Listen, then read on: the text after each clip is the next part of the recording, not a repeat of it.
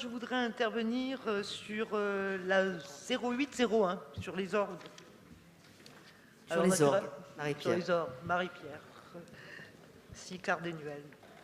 Donc, je voulais intervenir à ce sujet. Bon, naturellement, on va voter cette délibération. Vous avez rappelé la richesse du patrimoine culturel et musical à Aix sur les orgues.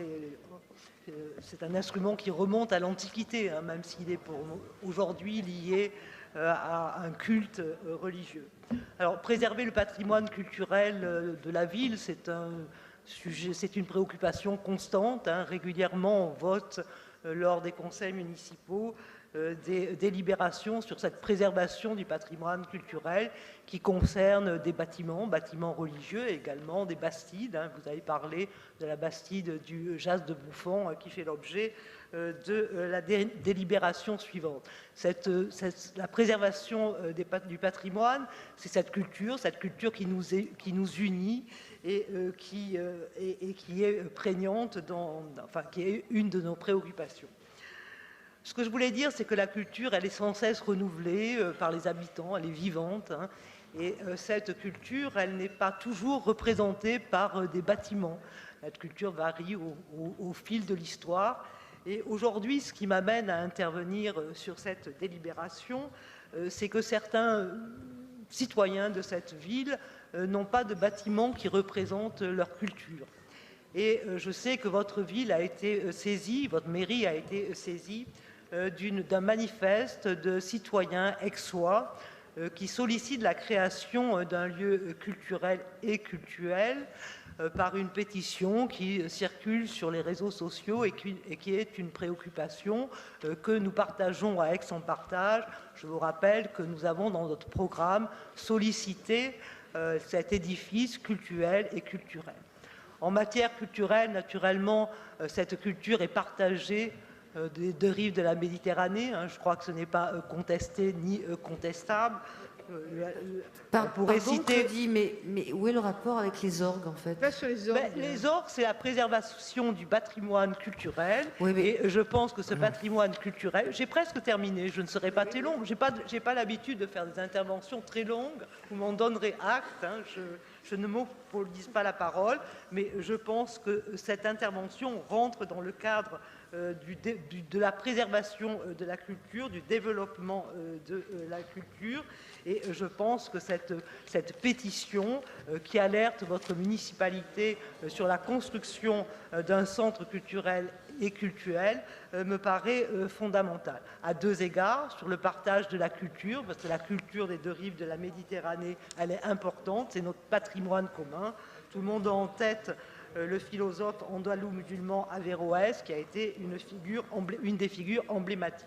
Et également, deuxième volet de cette demande, c'est la création d'un lieu culturel pour une partie de la population qui sont les musulmans, qui est une obligation de l'article 2 de l'article 1 de la loi de 1905. Alors aujourd'hui, je vais terminer par cette...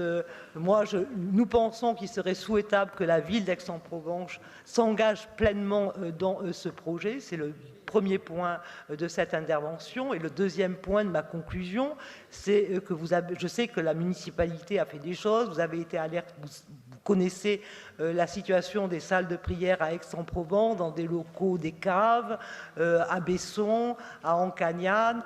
Il y a eu des difficultés avec la salle de prière du Jas de Bouffon, mais aujourd'hui, cette communauté est préoccupée de ne pas avoir de lieu de culte. Je sais que vous avez mis à disposition pendant certains vendredis le gymnase d'Ancagnane, la salle Coulanges, pour que les musulmans puissent pratiquer leur culte, mais vous n'ignorez pas que la fête de l'Aïd est prochaine et que légitimement les citoyens musulmans qui pratiquent la religion musulmane d'Aix-en-Provence se posent la question de la mise à leur disposition temporaire, puisque puisque nous sommes à la veille d'une fête religieuse qui est importante, la mise à disposition d'une salle qui leur permette pendant cette période d'exercer leur culte, de fêter cette fête religieuse, et qu'à l'avenir également la ville s'engage pleinement à leur côté pour qu'il y ait enfin une situation à Aix-en-Provence. Je vous rappelle que de nombreuses villes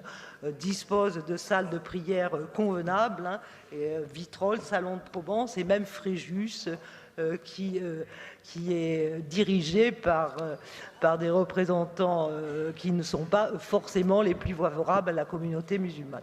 Donc voilà quelle était ma demande.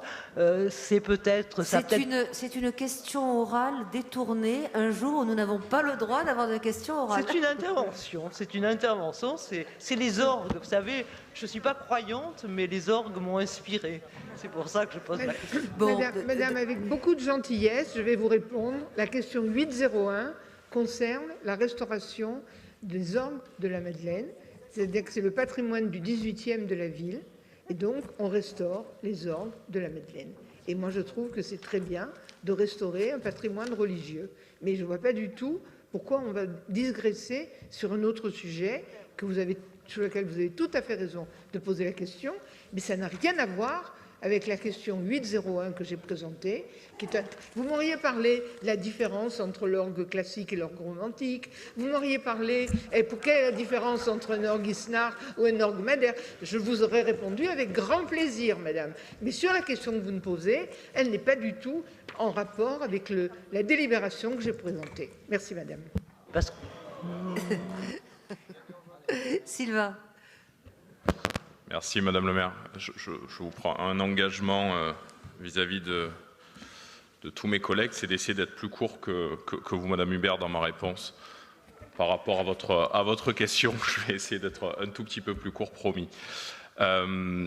C'est effectivement une question détournée. Il y a une pétition effectivement qui est mise en ligne par un collectif. Vous savez très bien que la ville d'Aix-en-Provence a des relations et des contacts qui sont réguliers avec l'ensemble des associations qui gèrent d'ailleurs des lieux de culte ou non sur la ville d'Aix-en-Provence, et que c'est avec ces mêmes associations que nous gérons les périodes des fêtes pour l'ensemble des cultes et pour l'ensemble des fêtes religieuses que nous encadrons, que nous écurisons et que nous accompagnons sur la commune d'Aix-en-Provence. Il y a effectivement une situation qui est un petit peu alarmante et difficile sur les lieux de culte pour la communauté musulmane actuellement sur la commune, c'est vrai. Ces situations ne sont pas du fait de la ville. Il y a des conflits entre différentes équipes sur l'association de la salle du JAS. Il y a des travaux qui sont à faire en urgence pour sécuriser la salle du centre-ville. Il y a une salle qui a été fermée par les services de l'État il y a quelques années de cela, et nous avons aujourd'hui une situation qui est extrêmement tendue. La ville d'Aix-en-Provence, à plusieurs reprises, et notamment ça a été le cas sur l'automne dernier, pour accompagner cette situation à la sortie de l'été, a mis à disposition un gymnase. Elle l'a fait au printemps dernier pour accompagner la période des fêtes, et nous sommes à ce jour exactement dans la même expectative, et c'est ce que nous essayons d'accompagner. Pour autant, il y a un point en tant que collectivité qui nous semble extrêmement important pour la communauté, c'est que l'ensemble des associations qui gèrent ces lieux de culte ou des associations qui représentent les fidèles de cette communauté s'affichent enfin une bonne fois pour toutes unis pour le bien de la communauté, pour le bien des fidèles de cette communauté. Nous n'avons pas, nous en tant que ville d'Aix-en-Provence, à choisir si telle ou telle association, tel ou tel responsable ou tel groupe est plus représentatif ou plus légitime qu'un autre pour pouvoir être notre interlocuteur. Nous parlons à tous et nous voulons que tous, pour le bien de la communauté et des fidèles in fine, puissent s'afficher unis ensemble. C'est la seule condition que nous avons mis pour nous retrouver tous ensemble autour d'une table et signer une convention de mise à disposition d'un gymnase, d'une salle, dès le début de l'année, dès le mois de janvier, ça fait un mois maintenant, pour tous les vendredis, et travailler un deuxième dispositif un peu plus large pour la période des fêtes qui est au mois d'avril. Je vais vous lire très simplement et très rapidement un SMS que j'ai envoyé à 5 responsables associatifs il y a 48 heures Bonjour à tous, je me permets de revenir vers vous car j'ai pu échanger ces 2 dernières semaines avec certains d'entre vous concernant les conditions dans lesquelles se tient la pratique du culte sur la ville d'Aix-en-Provence. Comme nous l'avons déjà fait ces derniers mois, la ville se propose de mettre à disposition un gymnase pour les prières du vendredi jusqu'à la période des fêtes avant de réfléchir avec vous au bon dispositif pour le mois de Ramadan. Le gymnase Yvan Gros pourrait être mis à disposition. Le service des sports a travaillé pour libérer ces créneaux en ce sens. À ce jour, chaque association souhaite avoir ce gymnase pour son compte. Le rôle de la ville n'est pas de choisir une association plutôt qu'une autre. Nous souhaitons que vous signiez ensemble cette convention pour le bien des fidèles aixois. Je vous laisse discuter de cela entre vous et me donner un retour. Je vous propose également, si vous le souhaitez, que l'on organise une réunion tous ensemble pour évoquer le mois de fête. Dites-moi si vous êtes intéressé par retour de cette initiative. Bonne fin de journée à tous. Je reste à votre entière disposition. Sylvain Dijon-Léandreau. Voilà où est-ce que nous en sommes aujourd'hui. Et le sous-préfet nous accompagne, je l'ai eu au téléphone la semaine dernière, et il sera là le jour effectivement où la convention sera signée. Mais on ne peut absolument pas parler évidemment de consensus, et ce collectif ne reflète pas l'entente qu'il paraît refléter. Voilà. Pour ce qui est du collectif à ce jour, on a reçu effectivement 2 ou 3 mails qui ne sont pas signés. On n'a pas de demande de rendez-vous officiel. Voilà. Après, je reste bien évidemment... anonyme, donc bon, c'est un peu compliqué aussi, quoi.